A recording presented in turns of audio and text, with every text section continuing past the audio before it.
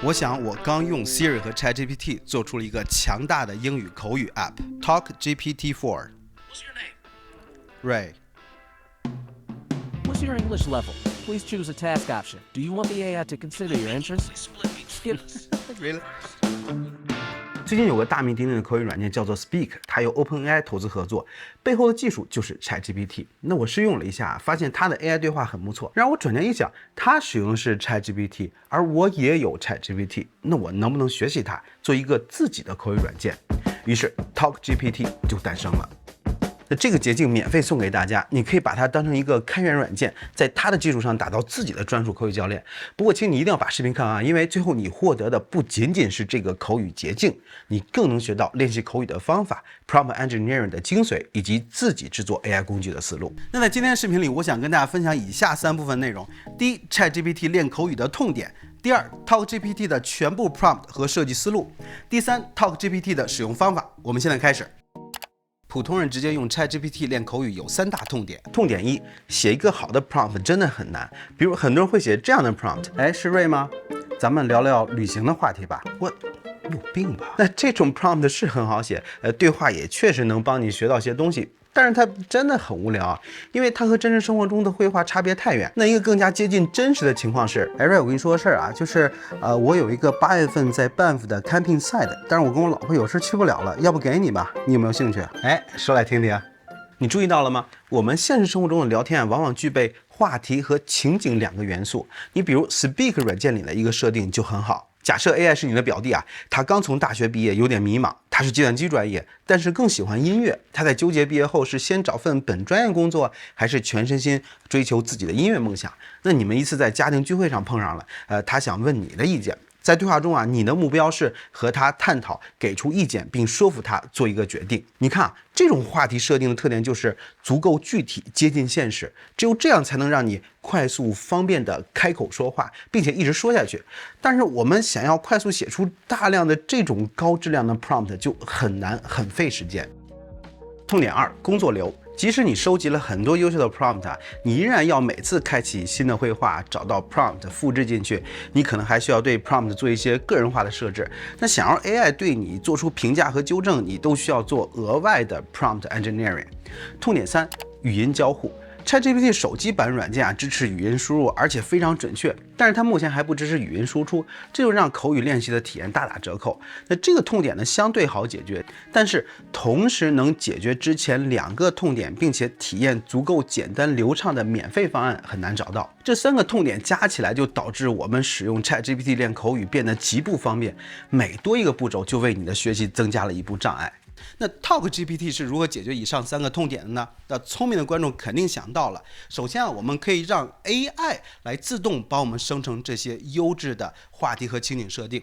那然后我们利用 iPhone 自带的 Siri 和捷径功能，能够帮我们搞定工作流程的自动化，以及获取完整的语音交互功能。OK， 我们先暂停一下。相信很多观众已经在好奇，视频中我使用的类似于思维导图的软件是什么？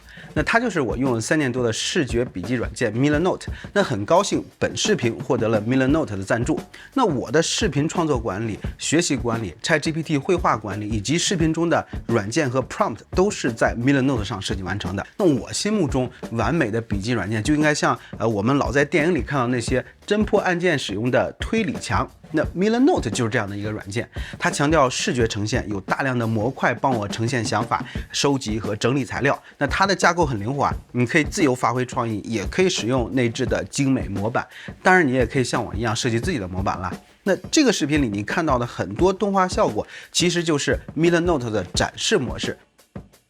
那 Millernote 分为免费和付费2个版本，两者功能完全一样，唯一的区别在于存储空间的大小。强烈推荐大家使用视频评论区的链接注册免费账户尝试一下。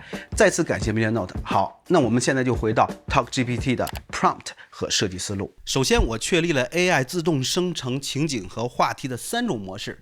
第一，最基本的 Default Conversation with Language Tutor prompt。让 AI 作为口语专家选择一个话题，并为话题生成一个角色。那我们需要这些话题和情景足够具体和有创造力，所以 prompt 的重点呢是要给 AI 提供具体的例子。那这是 ChatGPT 根据 prompt 创造出来的一些例子，它们都包含了具体的话题和情景设定，还不错。就像我们刚才说的那样，虽然这种聊天能够帮你学到点东西，但是它真的很无聊。想要真正聊起来，我们需要跟 AI 进行角色扮演。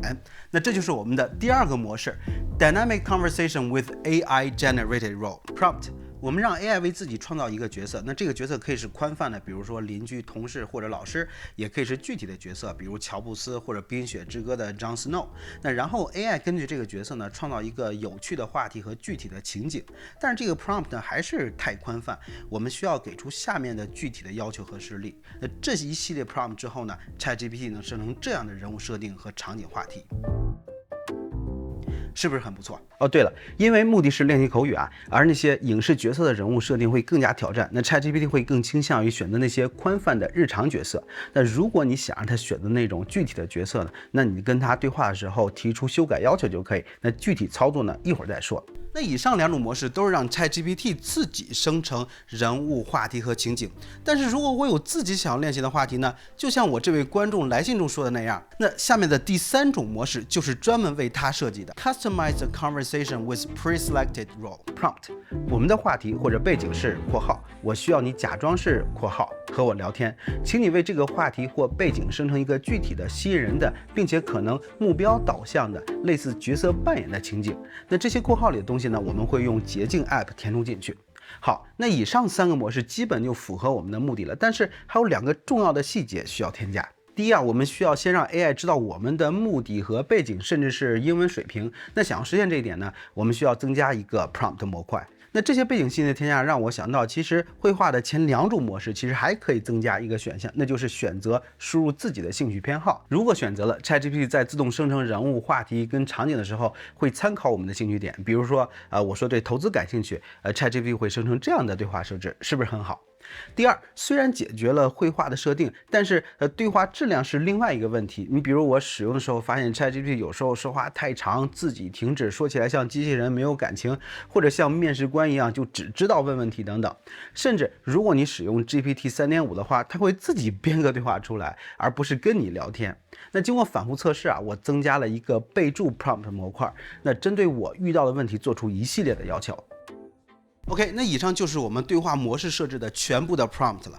如果每次我们让软件自动设置好这三个模块，把它们链接在一起，形成一个 master prompt， 然后自动的输入到 ChatGPT 当中，那我们就可以愉快的跟 AI 开始聊天了。但是从语言学习的角度来说，只有练习还不够，我们需要评判、示范跟总结。比如 Speak 当中呢，会对每句话做出完美和需要改进两个评判。那需要改进的呢，会给出示例并解释原因。那最后会把知识点总结成一个 phrase book。那这个呢，我们也可以借鉴。于是我就设计了另外一个模块 prompt。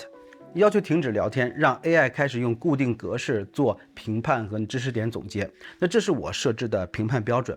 你会发现啊，这里有发音这一项。那它的实现原理就是告诉 AI 我们在使用语音转文字的软件。那有些词如果看起来没道理的话，就可能是我们发音的问题。那在使用过程中，我发现这个设置有时候会有用，有时候没有。那如何获得自己满意的评价跟示例呢？那我们一会儿操作时候再说。OK， 那到现在为止，我们全部的 prompt engineering 就完成了。那我们下一步要解决的就是如何把这些 prompt 自动化的输入到 ChatGPT， 并实现语音交互。那帮助我们实现这几点呢，就是苹果的 Siri 和它的捷径软件。那根据我们之前设计的 prompt 和工作流啊，我最终制作出两个捷径。TalkGPT 负责绘画的设置和聊天，那它有两个版本 ，TalkGPT 4对应 GPT 4的模型 ，TalkGPT 3专门供 GPT 3.5使用。那由于3.5执行复杂任务的能力有限啊，所以这个版本里的 prompt 做了相应的简化。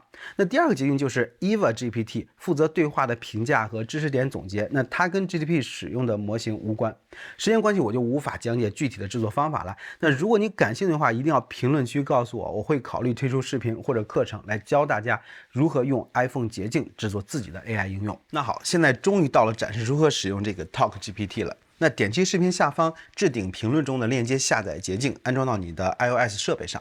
下一步，设置 Siri， 确保 Siri 语言设置成英文，把 Siri 启动设置成长按电源键。那如果你在说英文的时候停顿比较长呢，这里可以把 Siri 等待你的时间调长。那现在我们就可以在 iPhone 或者 iPad 上使用了。那我个人更喜欢使用 iPad 来练口语。那我们先打开 ChatGPT 的 App， 那长按电源键，然后对 Siri 说 Talk GPT-4，那它就启动了。那如果你用的是 GPT 3.5，你就说Talk GPT-3，启动后它会问你的名字 What's your name? ，right，然后选择英文水平。 What's your English level? 那我这里点击中等， Please choose a task option. 然后呢，它要你选刚才设置的3个对话模式。那如果你选择第一个或者第二个模式，它会提示你是否要 AI 参考自己的兴趣。 Do you want the AI to consider your interests? 你可以选择跳过或者输入自己的兴趣。那如果你选择第3个选项呢， Please enter the topic or context. 你需要输入你的目标和 AI 的角色。Check in at the airport. Please enter the role you want AI to play. Airline agent. 那选择好之后呢，稍等片刻 ，ChatGPT 就会提供设置的这个话题、人物和情景。 Hello, Ray. I'm so glad to see you at the desk today. Welcome to OpenAI 那如果你不喜欢， Airlines. 你直接告诉他更换一个就好了，然后你们就可以快乐的对话了。OK， 当你想要结束对话时呢，直接按这个旁边的电源键退出 Siri。那接下来呢，我们就要进入评价和总结阶段。那我们只需要再次长按电源键，对这个 Siri 说 Eva GPT， 它就会自动对我们的回答逐条进行评价，并给出范文，然后总结知识点。有时候 Siri 会有些 bug 会卡壳， I'm having trouble with the connection. Please try again later. 你不要理它。实际上 ChatGPT 已经收到指令开始工作了，你直接按电源键退出 Siri 就可以。那有时候呢，你会发现它做出的评价你不满意，那你可以直接长按这些回复，选择重新生成回复就行。那如果 GPT 犯错，比如漏掉了某句话，你直接就让它纠正就可以。那同样的，如果你对总结的知识点不满意，你可以再给出具体的要求。那以上就是全部的使用方式，是不是很简单？但是从英语学习的角度来说，这个 Talk GPT 还差最后一个重要的步骤，那就是帮我们复习记忆。于是呢，我就用 ChatGPT 和捷径设计了一套智能记忆卡片的功能。那如果你想获得这套捷径呢，就一定要订阅、点赞，并且评论告诉我。只有需求足够高，我才会考虑做这个视频。OK， 那以上就是今天全部的视频内容了，感谢你的收看，我们下次再见，拜拜。